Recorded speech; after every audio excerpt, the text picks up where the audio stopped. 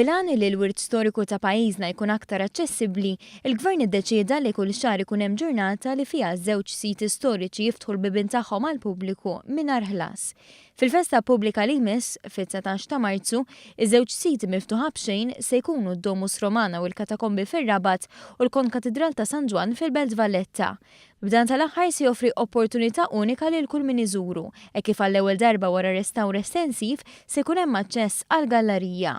L-inizjattiva tal-ftuħ ta' siti storiċi għall-pubbliku mingħajr ħlas bdiet bit-tempji ta' Ħaltarxin ix-xahar li għadda, meta f'ġurnata żaruhom xejn inqas minn 6,000 persuna, ċifra li turi l-għaġġ għall-wirt storiku ta' pajjiżna.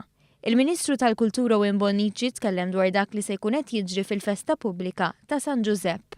Festa pubblika u long weekend, aħna qed nistiednu lill-familji Maltin u Awċin kollha li l-ewwel imorru s-siti ta' Heritage Mall li għandha r-Rabat, id-Domus Romana u l-Katakombi ta' San Pawl, u mbagħad flaxija jiġu hawnhekk fil-Konkatidral ta' San Ġwan ħajkun miftuħ b'xejn għall-familji Maltin u Awċin u ħajnataw ukoll l-opportunità li jitilgħu f'din il-gallarija storika jkollhom dil-veduta unika u fantastika tal-Konkatidral ta' San Ġwan. Is-siti fir-Rabat se jkunu miftuħa bejn id-9 ta' filgħodu l-4 ta' wara nofsinhar, filwaqt li l-Konkatidral ta' San Ġwann se jiftaħ mill-4 u nofs il-qudiem.